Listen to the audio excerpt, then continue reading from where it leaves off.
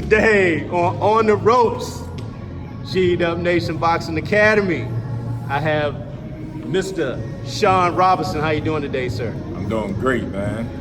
We're gonna take it all the way back, man. Take me back to Lafayette Projects. Lafayette Projects is where I used to live. When I was between 1 and 10 years old, my mom's had me there. Pops disappeared, and that was my first origin of where I was raised, and that was my stomping ground to 10 years old. Because one of the things that you talked about in one of the interviews that I saw was, with your father not being there, that you wanted to set example for your boys to have that positive male role model in their life. How has that role been for you? It's been great, because it's taught me a whole lot. Fundamentally, I'm enjoying the fatherhood process. It's challenging because, not having a father, I don't have a lot of answers to for my sons. So it's a hands-on experience. Sometimes I wish I had a father so I could go back to him and ask these questions, but those are the breaks. I gotta just deal with it. But it's taught me a whole lot of just appreciating the fact that I'm a father. I'm there for my children. I'm seeing them grow. I'm just enjoying this journey as a father. I couldn't ask for anything better than this. This is one of the greatest experience I have ever had in my life, just being a father. I had the experience of doing an interview with the Russell brothers, or 3 of the 4 Russell brothers, Mm-hmm. and just talking about with their father starting in the basement of their home with the open door policy, and that's one of the things that you have is with the working out in the basement. Talk about that. Working out in the basement for me is my home because I don't have a boxing gym. I do have access to a boxing gym over in 3201 Noble Street. But being at home in my own peace, at my own peace, it's a peace of mind for us. My sons, they love to train at home. That's all they want to do is train at home. When I started training at home with my boys, I was going through a little hardship, not having a job. I felt a little depressed. That's my first time ever really feeling depressed. I felt worthless. I felt that, I should be doing better. So I went downstairs one day. My sons was in school. My wife was at work. And, I just started putting on boxing gloves. And I just thought about, why am I here? Some crazy feelings, thoughts started just coming into play. So I just started hitting the bag, and then something just told me to get up, and that means, G up.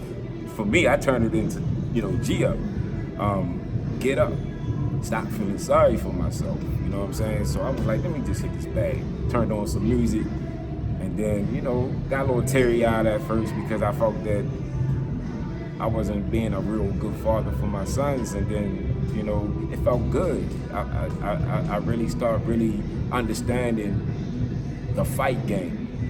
It's more spiritual, it's more mental than just physical. You know what I mean? So you can be defeated in your mind, and if you're defeated in your mind, you're defeated in every aspect of your life. So I equate boxing with life itself.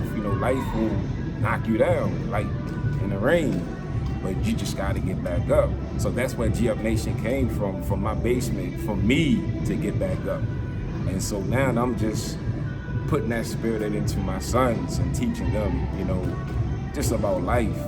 And through boxing, if they can handle boxing, they'll be able to handle anything that comes at them at life itself.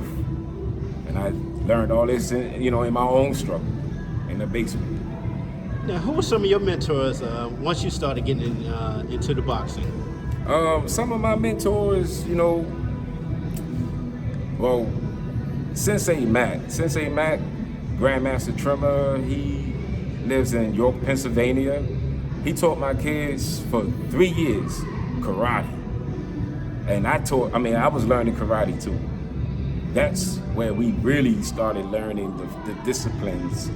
And then Antoine Dorm, who also lives in York, PA, when we lived there for 6 years, he was the first one that really had this little boxing program called Stick and Move after school.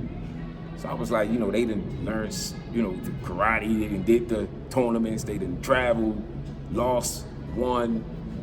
So when Antoine came in, I was like, you know what, let me put them in some boxing. And Antoine kind of like helped them with the process. So I learned a lot from Antoine Dorm. I learned a lot from Grandmaster Trimmer, Matt Trimmer. I learned a lot from when we moved back to Baltimore, Marvin McDowell, Umar Boxing. I learned a lot from Mag Allison. He was with Upton at the time. I learned a lot from Calvin Ford also. I've learned a lot from a whole lot of great boxing coaches throughout the years that have made me who I am, helped me develop into who I am today. No, just going back, another thing that I had a chance with the Russell brothers, they broke that record. It was like a 90-year record. They currently the only 4 brothers with the National Golden Gloves records. You currently have 4 sons. Yeah. Does that ever come in the back of your mind? Yeah. Because I had a chance to speak with referee Brent Bova, Hall of Famer Brent Bova out of DC. One of the things he said he don't want to hear a professional say he 5-0 as a professional because you can pick and choose your fighters. But He said when you go to the National Golden Gloves, you fight the best of the best. That's right. How proud would you be, man, to see your sons get to that point? Well, I wouldn't be able to have as far as right now, it's so far-fetched because I just couldn't imagine it, but I can. My oldest son, Ibrahim, he's 17 right now. He'll be 18 in September.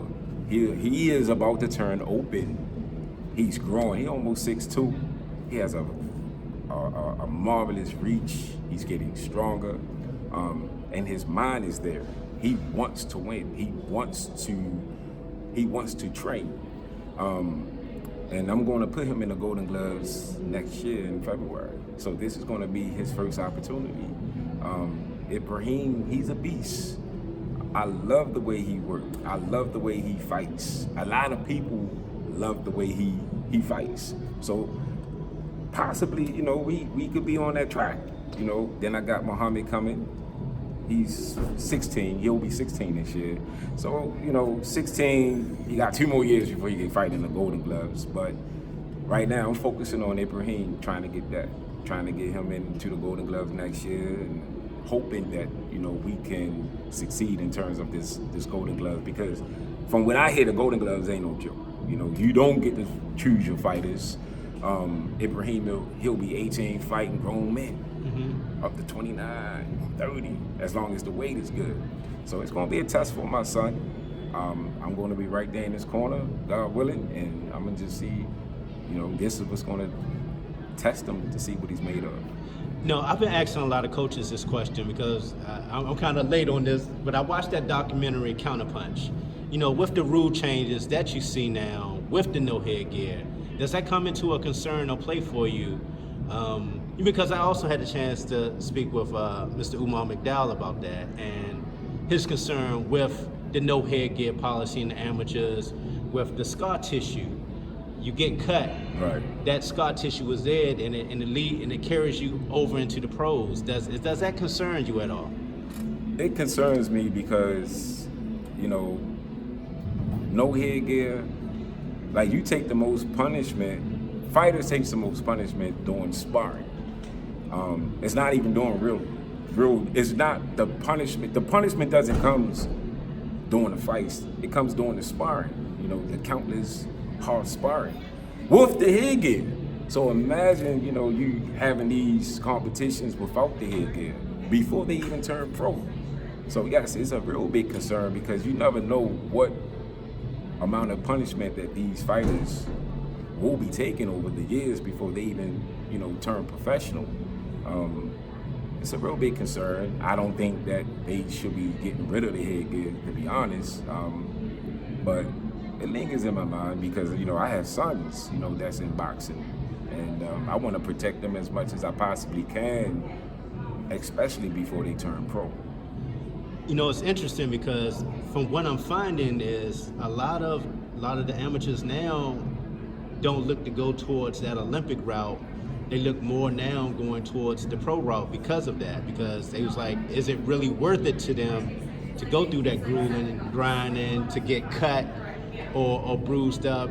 And a lot of times they're asking these amateurs to go back to back in fights. Right. Where in the pros, after you fight, you have to take time off. Right. So why in the world would they do that to an amateur like that? I really don't understand.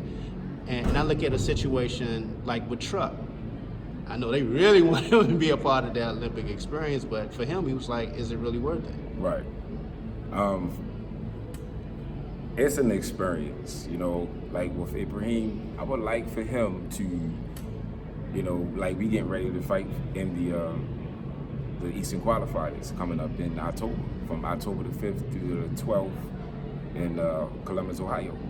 Ibrahim has to make the qualifying team to fight in December because in December is the national qualifiers for the 2020 Olympics. If he makes it, that's a good thing. If he doesn't, that's a good thing because it just gives him the experience.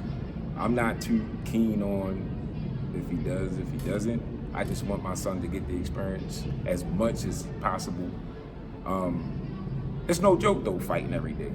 Not just fighting every day, you gotta make the weight. So you gotta make the weight every day, and then after that you gotta fight. And normally, like in Ibrahim's weight, he gotta fight every single day, almost 4 to 5 days back to back. And like you said, in boxing professionally, that doesn't happen. Once you fight your fight, you take off for a couple of weeks, months to get ready for the next fight. But in amateur boxing, they have you fighting every single day as long as you win. Now when you lose, you're done. But when you win it, you gotta fight every day. And imagine I don't even like to imagine, the pounding, the ongoing hits and stuff, you know what I mean? But it comes with the territory. That's why we train hard. But it's a concern also, but I try to just keep things in perspective, How do you feel about the state of boxing right now? The state of boxing, I mean, for me as an amateur, as a father, and as a coach, I've been through some stuff, man, as far as my, from what I've seen, from the fair judging, from the sometimes arbitrary judging, and then at the same time, like for instance, we can't even find fights. I can't find nobody to fight my sons in Baltimore. Why is that? I can't find nobody to take fights for Muhammad. Every time I say Muhammad's name, don't nobody want to fight him. Nobody. I even go on Facebook, coaches, I need some fights for my son. But they would want me to come to their state and let my sons fight. But they don't never want to come to us. I think too many coaches are focusing on taking L's and not focusing on getting their fighters the experience, keeping them busy. You know what I'm saying? For me, I would go to, I think it was in March, we went to Ohio. It was these brothers called the Mason brothers. All three of my boys, them Robinson boys versus the Mason brothers. They the best thing in Cleveland, Ohio. We went all the way down there to fight the best big thing in Cleveland, Ohio. Now, did we get the wins? We didn't get the wins, but they saw that my boys can fight. You know what I'm saying? Would I have loved for them to come to our show? Yes. Did they? They didn't come. You know what I'm saying? The invitation was, I believe I reached out to one of their representatives, but I believe they got busy or whatever, and that's fine. You know what I'm saying? But too many coaches are just too focused on losing, and it's not that they're losing, their fighters losing, versus their fighter just staying active, staying busy, learning the lesson so, the next time, you can do better. I put my boys through the fire. You know, I'll get pissed sometimes. I feel like throwing in the chair sometimes, you know what I'm saying? Especially when I know they won and then the judges say that they lost. But I know we're going to capitalize on that. We're going to learn from it, and we're going to move on, because this is just a small stage. We got professional, and we're going to be taking some more hits. You know what I'm saying? So it's a mental toughness that I'm getting my sons ready for, that I'm getting prepared for. You know, because this boxing thing is no joke. You know, you really gotta be serious. You gotta be passionate. You gotta have you gotta be passionate. You gotta be serious. You gotta stay focused. You gotta be hungry. You gotta be energetic. You can't just be standing still, you know. Everything, I'm always thinking about the next move I'm gonna make, the next training I'm gonna do, the next state that we're gonna go to get some work. So, like, we just went to Jersey 2 days ago, and then we just sparred yesterday. So we just sparred back to back, you know. So I mean, you know, basically to answer your question, you know, in the state of boxing right now, for me, I'm happy from where in the place that the amateur boxing is. I'm happy, but at the same time, we can do better as coaches. We can do better in terms of organizing more fights, having the best fight the best. I don't care what your record is. As long as they open, as long as their weight is good, your boy's the best in his state, my boy's the best in my state, let them fight. You come here, we'll come to you the next time. That's my word. You know what I'm saying? Yeah, they should do that like you see in college football. Okay, you come to my stadium, and we'll come to your stadium next year. Right. That's me. I do that regardless. But no, a lot of other coaches, doesn't seem to have that heart. You know, they too worried about catching L's, you know, and it's I'm just worrying about having my boys get that experience. On Muhammad's record, he got nothing but the best names from the east to the west. He just fought Emiliano Vargas in the Junior Olympics last year, in the state, Silver Gloves National Championship. He lost. And he just fought Emiliano Vargas this year and beat him in the Junior Olympic Nationals. You know what I'm saying? And Fernando Vargas was right there. And it was a blessing to be able to see me, a coach that's teaching from the basement, versus a coach that's been out there, you know what I'm saying? And having all this grand experience, you know? And I mean, it was a humbling experience, you know, for me. But I don't know, man. You know, speaking on that, have you ever got a chance to speak with Mr. Gary Russell Sr. about that? Nah. You know, because with him starting that same way from the basement, right, and creating 4 national Golden Glove champions. I've been reaching out to them. If they are, hopefully they see this video. I would love for Mr. Gary Russell to be my mentor, to help me through the ropes. You know what I'm saying? Because right now, I'm on the ropes. I'm trying to get my boys out there, you know, and I'm trying to do the best thing as a father would do, like as he did, to just put them in the best situation so they can become the best version of themselves. So yes, I would love to be able to sit down with Mr. Gary Russell and just pick at his brain and just hear all that wonderful knowledge and stuff that I know he'll be able to share with me. Yeah, because not only does he teach his boys about boxing, but, you know, he also teach them about, you know, about self, about history of ourself and our melon. So it's very interesting. When I always love talking to the sons that to see what they learn from their dad, right, and they're spreading to their kids, because they be at the gym also too with them. So it's like a whole family in the gym working together. Right. So it's definitely a family affair when it comes to the Russells. Yeah, that's how it is with us too. I mean, we train all the time. You know. That's why I say it was such a reminder to me when I was going through your story and reading. I said, oh man, that really reminds me of the Russells story. So I want to ask you about this quote. You go into the ring alone. You're born in the world alone. If you want to make it to the top, you got to fight. Explain that. Yeah, it's life. You born alone. No one really is going to, like you, a lot of people, when you struggle, no one really can struggle for you. You know, it's your struggle, and that's what God has ordained for you to go through. So it's either you lay down or you G up, you get up. So that saying is just basically puts out the idea, the image of, in order to make it in this world, no one is going to give you a debt.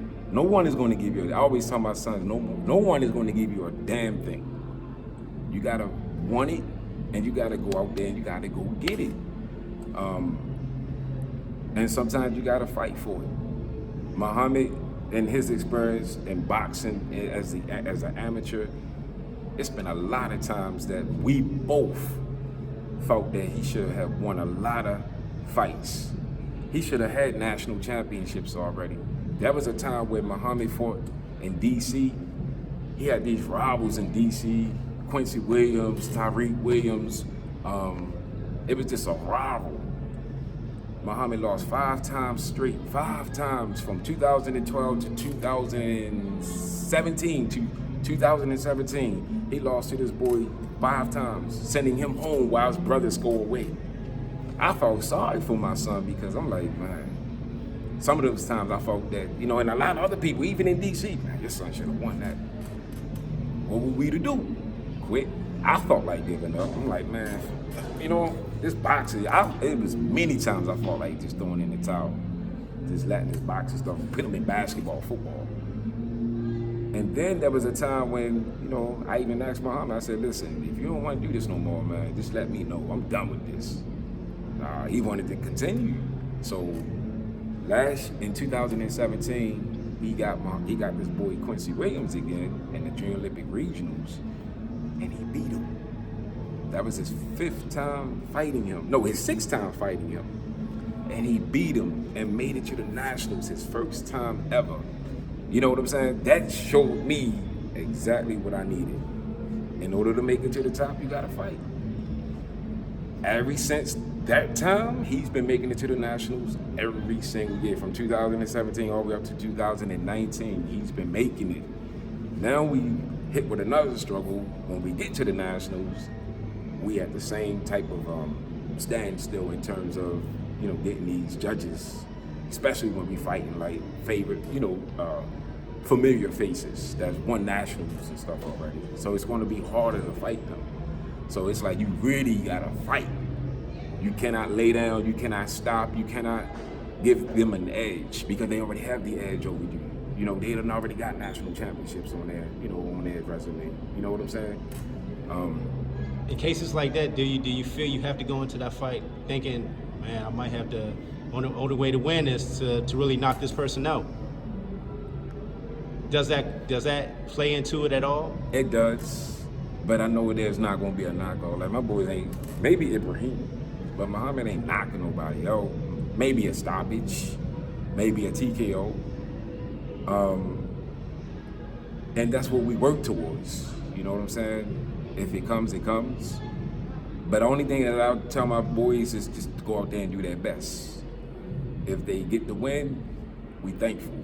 If they don't, it hurts because people don't understand. When we out there traveling 13, 14, sometimes 18 hours driving, money spent, time away from family, sometimes job, that's a lot of time, a lot of sacrifices. And then just to get out there, now we got to get back home. So that's a lot of time on the road. You know, a lot of people get in accidents. You're more prone to get into an accident, you know, than falling, you know what I'm saying, getting into a plane crash. So yes, it's a big sacrifice. It hurts, especially when we don't get the win. And sometimes it hurts when we know that we gotta fight a giant, you know, and not that he's a giant, but we know that he's won national championships already. So we already know what we up against. Just like when Muhammad fought Emiliano Vargas in the Junior Olympics in June this year. Fernando Vargas right across the ring. Here we go again. You know what I'm saying? I thought Muhammad won the last time, but I ain't think about it. I just said, listen, Muhammad, just go out there and do your thing, man. Do your thing. And he did his thing. So it's a state of mind, you know, that I can only hope that he do his best and hope that the judges are fair and that God Almighty is on our side this time. You know what I'm saying? Because these are situations that we can't control. You know what I mean? I want to talk about the title sponsorship. Mm-hmm. How did that all come about? The title sponsorship came about when I reached out to him. I just asked them what was the particulars in terms of being an ambassador for their company.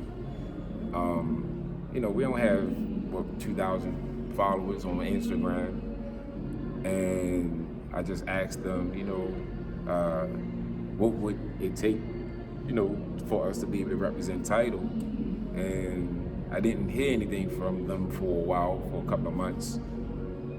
I kept tagging them, you know, with pictures and video clips and stuff, and then I get an email back sent to me stating that they would love for us to be a title ambassador, you know, for our boys to be title ambassadors. And it didn't really take much. It was just, you know, we just have to be committed to upholding our part of the deal, you know, wearing title clothing. We don't have to be titled down all the time, but they just said, just make sure that we represent title every chance we get. And even in interviews and stuff, I make sure that my boys always say, you know, send that shout out to Title because they do a lot for us. And we, you know, we appreciate anybody who helps us in our journey, you know, for our boys to become the best. You know, in Baltimore, you have Kevin Plank and Under Armour, very huge, just like you have Nike out on the West Coast. Do you think it ever get to a point where you see them maybe building like a big complex for the city of Baltimore, just knowing, you know, just giving back to the kids? Do you think that ever happen? I mean, anything is possible, you know. It all depends on what they can gain, you know, because everybody is just, there's always something that someone wants out of giving, you know what I'm saying? Like even with like Tidal, with Tidal, yes, they investing in our boys, and in return, if Muhammad Ibrahim become a world champion, you don't think that Tidal, you know, they very well should be still rocking with Tidal, you know what I'm saying? And in return, they get what they have invested back, and that's understandable. So, you know, with Under Armour and, you know, all these other mainstream clothing lines, and I mean, it would be great for them to be able to come together and give something back to the youth. It would only be right knowing, you know, what they were given by the state of Maryland for the facility and to be in the area of Baltimore. So I look at I think it was Dan Snyder of the Redskins. He had built redid all of the high school stadium football fields in DC. So every football field in DC got every school in DC got a new football field. So yeah, just something like if getting from the community, give back to the community. Right. Yeah.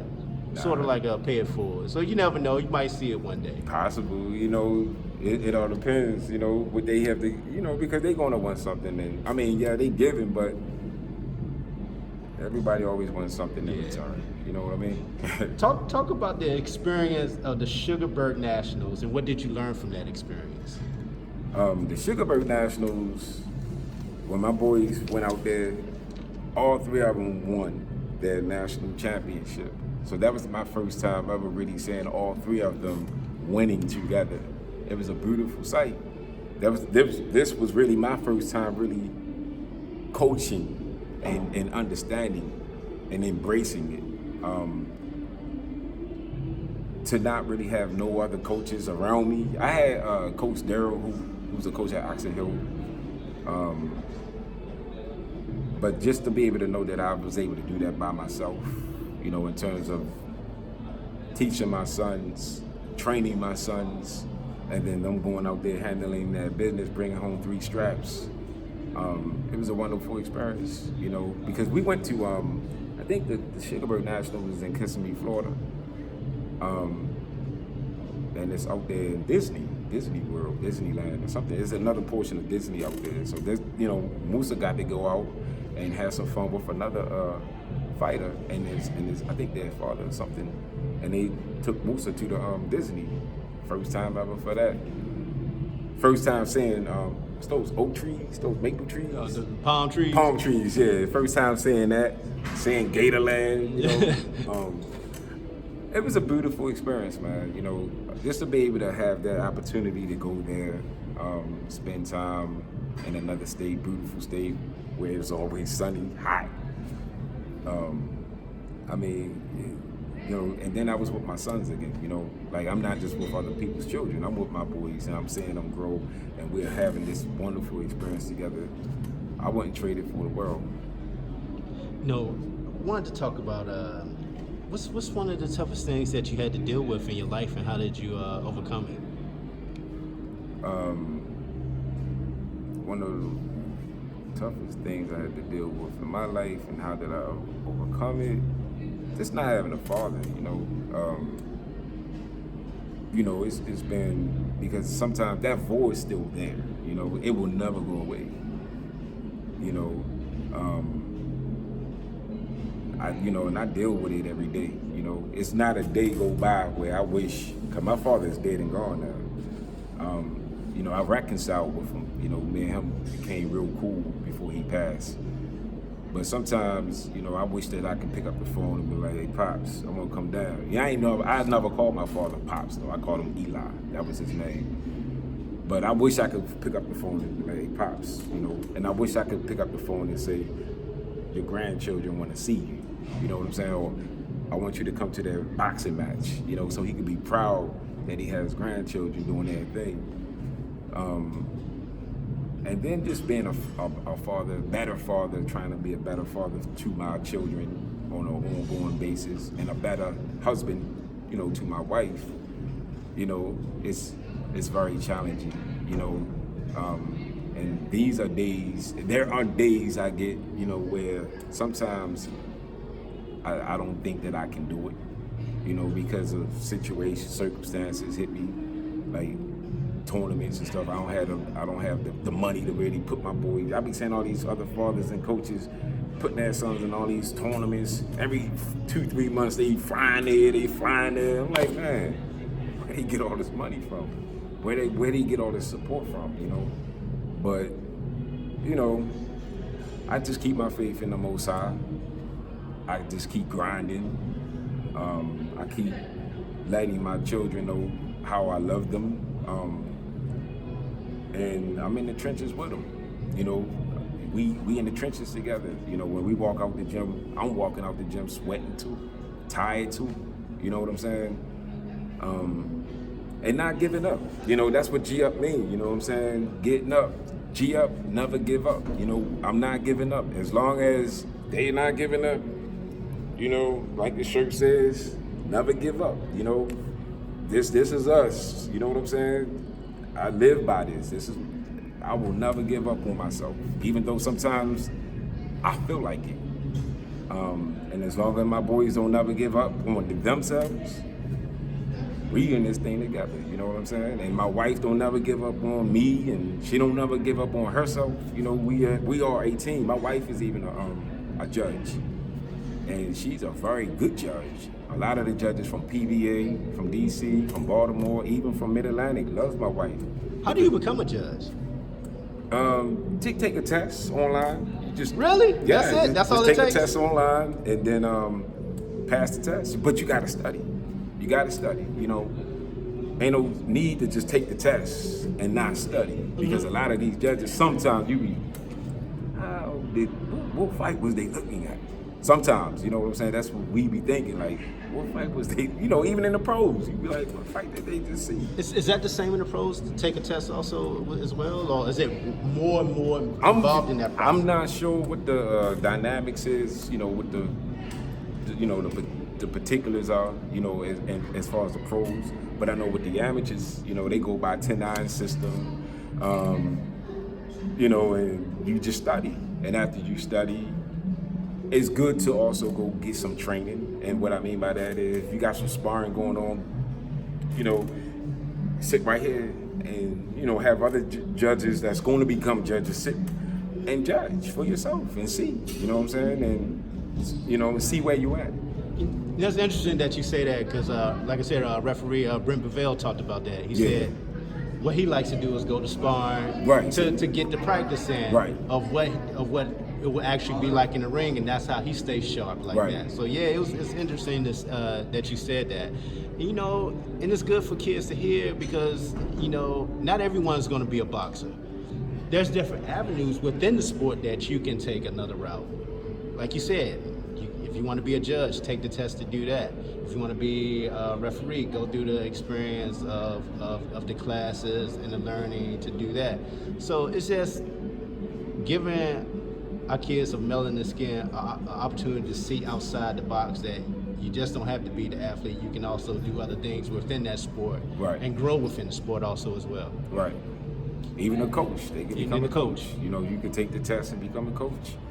But the key is to being committed, though. Like, being a coach is, like what I'm doing, I'm not only just a coach, I'm that trainer. You know, strengthening and conditioning. I do have a team, though. You know, Coach Jermaine from Madhouse Boxing, he helps me. Coach Shaggy from Charm City, he helps me train my boys as far as strengthening and conditioning. That's why they looking so cut. We got a regiment. It's a nobody knows our regiment.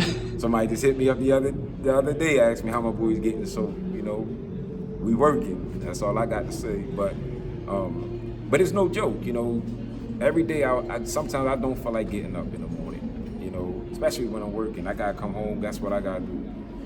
I gotta take them to the gym. After I take them to the gym, guess what I gotta do? I gotta train them. You know what I'm saying? And after we done trained, now I gotta take them to go get some sparring. You know what I'm saying? Now, this I gotta ask. You know, with that being said, and being married, is that a strain sometimes on the marriage? It is.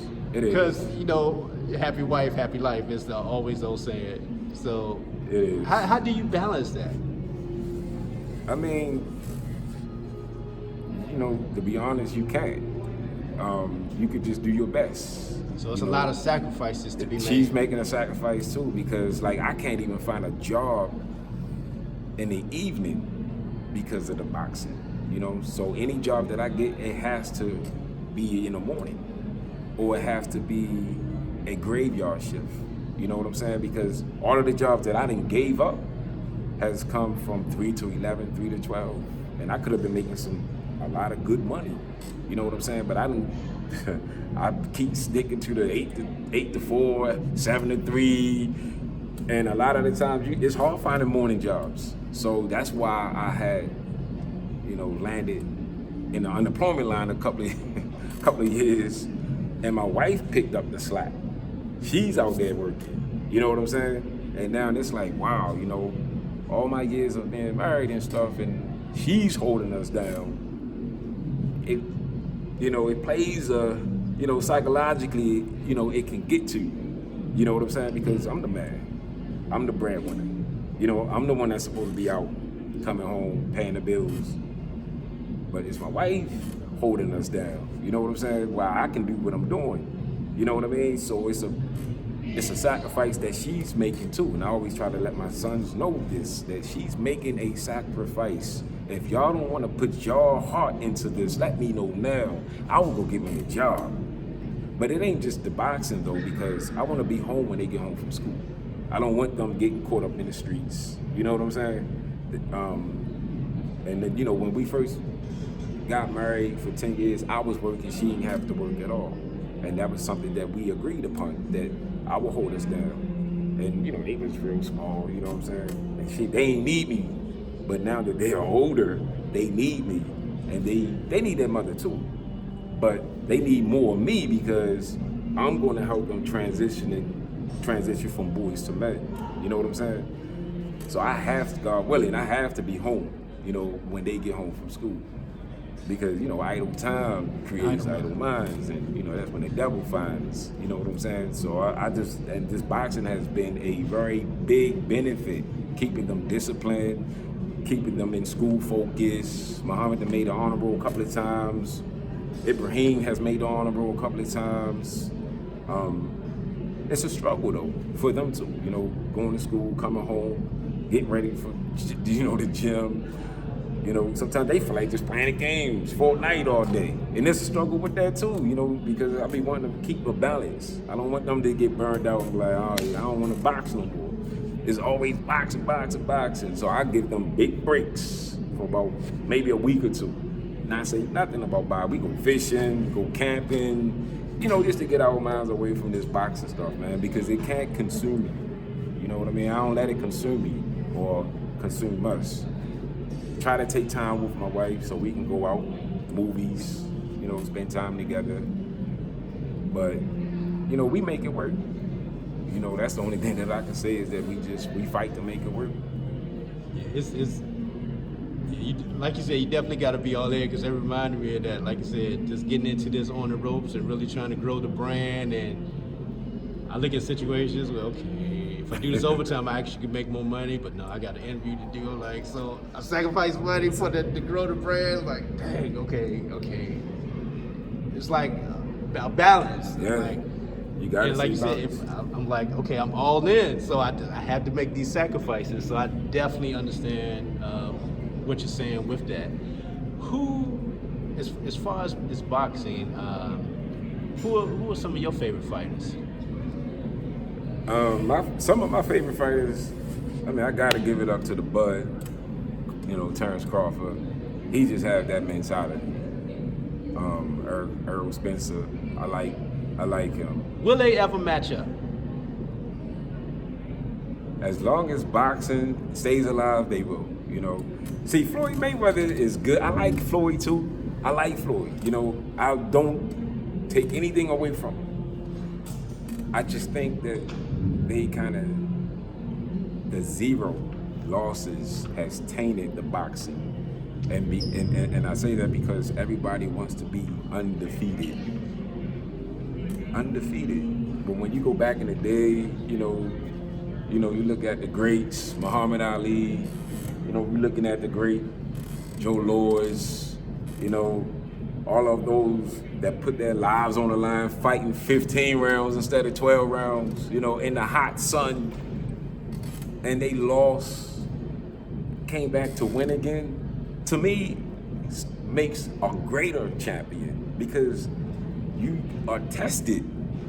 You know what I'm saying? You don't get tested when you're undefeated. Moments of comfort is right. What you do when life hits you. When life hits you, it knocks you down. You fall down. Yes. Are you going to stay down or are you going to get back up? You know what I'm saying? So I can appreciate what these fighters like Anthony Joshua, the one that just took an L from Pacquiao. Keith Thurman. Who else? The one from DC. Swift, Jerry Hurd. He just took it out. You know what I'm saying? What are they going to do about it? It's interesting that you brought him because, J-Rock in his interview, it was like, man, don't put a fighter down when he got that one loss. Exactly. It's not over for him. Exactly. But, yeah, he talked about that. Right. He said you got to keep pushing and allow that to happen because it's going to happen in the fight. Right. You could be winning the 11 out of 12, but that last round, you get hit with that one punch and you out. You out. But what are you going to do afterwards? You know what I mean? So I can appreciate that. That's the struggle. That's the journey of life. That's life. You know what I'm saying? That's the implementation of life on the platform, on a big screen. You know what I'm saying? Because every day is not going to be sunshine. It gotta rain. I look at Canelo because I ask a lot of young fighters. I say, "Who your favorite fighter?" I say 8 out of 10 of them will say Canelo. And he took his L from Floyd, right? But he still go out there and do his thing. And now look at him. Man, he's a beast. Don't know. He's a beast. But he learned from Floyd. Now you see the way he fight. He fight like Floyd a little bit. I was gonna say he fight like a brother to me. He don't fight that Mexican style. That defense is, man, like, what the hell? All that. When he fought Triple G, and then when he just fought Daniel Jacobs, Man, that defense was out of this world. Like, where you learn that from? But that's what took him to get to where he's at, taking that out. And he took it early. That was a good loss for him. You know what I'm saying? Because Floyd was at his, close to his prime or whatever. He had the best experience. Canelo was just coming up. That was a bold move for him to fight Floyd. You know what I'm saying? He didn't stay down. He didn't. Not long at all. But I can appreciate that. Floyd, on the other hand, it's just hard. It's just like trying to be the best Michael Jordan. You know what I mean? Like, there's only one Michael Jordan. One Michael Jordan. Yeah. No one else is going to be a Michael Jordan or Dr. J. But why you try to people try to make comparisons between Michael Jordan and Dr. J? You can't. They're two different eras of time. You know what I'm saying? Mm-hmm. You can't compare Floyd to no other fighter. You know what I'm saying? Because Floyd was Floyd. He had fathers and uncles that was in the game, you know, at birth. You know what I'm saying? Like, there's a big difference. Big difference. Let Floyd keep his 0. Stop trying to be a Floyd, keeping your 0. Try to stay undefeated as much as you can, but if you do lose, the world won't It's not going to end. You know what I'm saying? You just keep on doing your thing. Bounce back. Be resilient. That's why I tell my boys, we got to be resilient. You know what I'm saying? Get back up and let's go out there and win again. You got to have those legendary fights. You can't avoid it. Right. I look at the Sugar Rays and the Durans and the Hagler Hearns. Right. And they had legendary fights. Like Hagler said, the 0 meant nothing to him. Exactly. Robert Duran and Sugar Ray Leonard, they had that wars. They beat each other. You know what I'm saying? They couldn't wait to fight again. But that's what you want. That's boxing. That's boxing. Today is watered down because don't nobody want to fight the best. Don't no one wants to lose. You know, like, but my boys, they fight the best, and that's what they're gonna revive. My sons don't mind fighting the best. You know what I'm saying? Muhammad will go out there and fight anybody. Out of all my sons, Muhammad will fight anybody and never look scared. He's never been scared to fight anybody. You know what I'm saying? From the best from DC, from the best of the West Coast. I tell him who he's fighting. Let's go. Ibrahim, on the other hand, you know, at times in the beginning, he used to have this little timid attitude until we had to get it out of him. Musa too. But Muhammad, you know, that boy is you know what I'm saying? Mentally, I love his attitude. But all of them have their personalities that I love about him. But Muhammad just he's the type that you can say this is boxing because he will fight anybody. What are some of the goals? Well, actually, I'm gonna get a chance to talk to him about that. You know, their goals outside of boxing. Okay. Have they expressed that? Ever expressed that to you? Their goals, like for Muhammad, he likes to play the trombone. He's in band. Wow. Okay. Yeah. So, you know, he don't mind being a band, you know, band is a musician.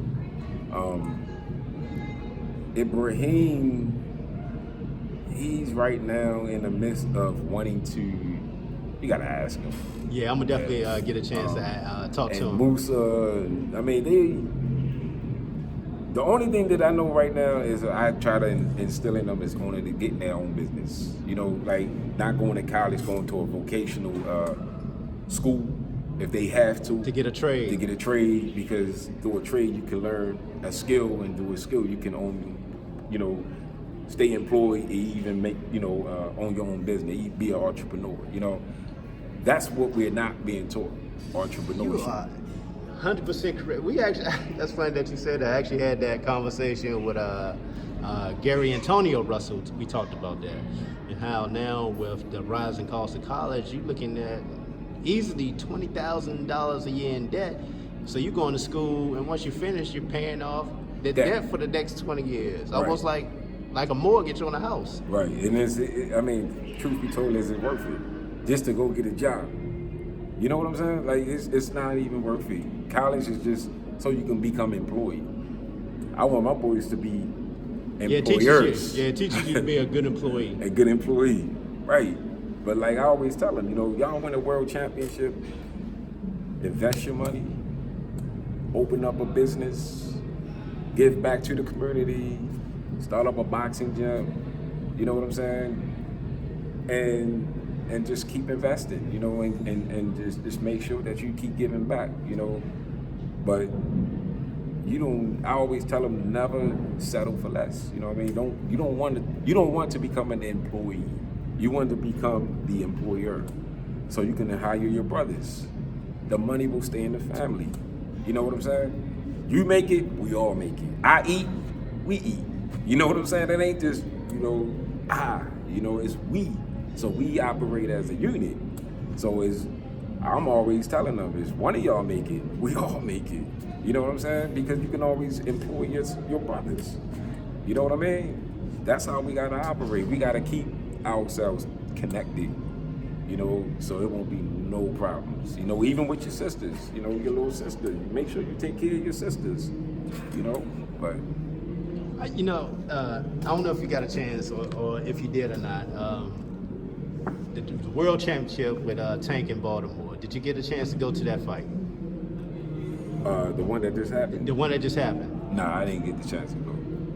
Yeah, because just to see that support that he had from the hometown of Baltimore to pack that out, man, that was very impressive to see, to be a part of that whole experience, to see that in Baltimore they really support their own, as far as a local coming up from the bottom and them coming out there to support like that. Did your boys ever talk about that? They talked about it. We were supposed to be there. Calvin was supposed to hook us up, but I don't know what happened. But they was excited, they always excited, to see Tank.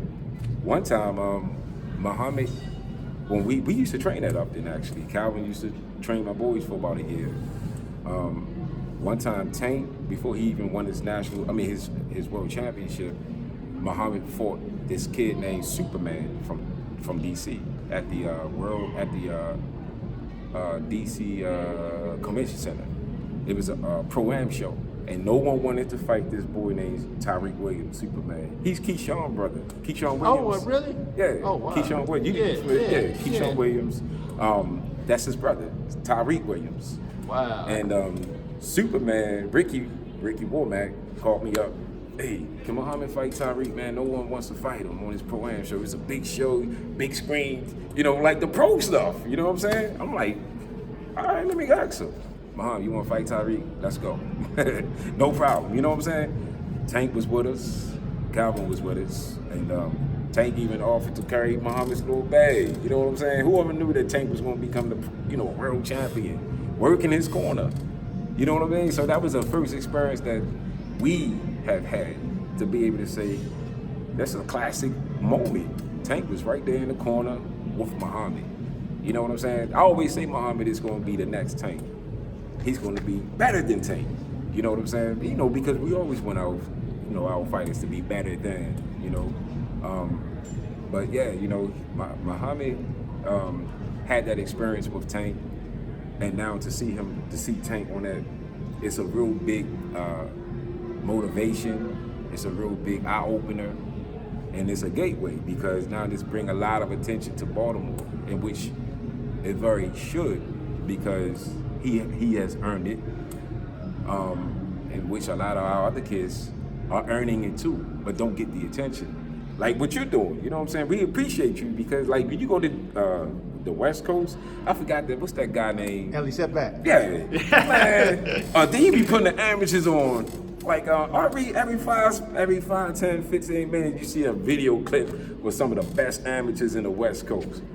I'm like, where are our amateurs reporters that's doing it up for our amateurs here on the East Coast? So, we need brothers like yourself that's out there visiting these boxing gyms, putting our boys out there, man, Yeah, I appreciate that. I actually had a chance to meet him at the Gervonta Tank Davis fight. Real cool guy. Cool guy. I asked him, different advice on that, and he said that, always give the young fighters that shine opportunity. You never know, they go one day be that world champion, then they'll come back to you. Right, and it gives them just that that shine. You know what I mean? That 15. I don't care if it's 15 minutes of whatever. People still know who they are now. You know what I mean? Versus, like for me, I got all the stuff that you see on my Instagram. I do it myself. You know, I put video clips. I got to, because if I don't do it, it's not going to get done. You know what I mean? But it's just good having resources like yourself, you know, that's interviewing our kids, man, and just letting the world see, look, this is what we got popping out of Baltimore, out of Maryland. You know, y'all better be prepared, stay aware, stay woke, because we coming. You know what I'm saying? Man, I really appreciate your time today on the ropes, man, talking about the whole G'd Up Nation, man, and the things that you're doing with your boys and life struggles, man, you know, being married and trying to balance that and balance working with your son. So I really appreciate your time today. I appreciate, you know, the opportunity, you know. I just had to let you know, man, that our boys, they are the 3 best in Baltimore. They are the best in Baltimore. You know, no pun intended. You know what I'm saying? So just stay on the lookout for G Up Nation, them Robinson boys. They coming. Appreciate your time. Thank Be you. out. Appreciate it.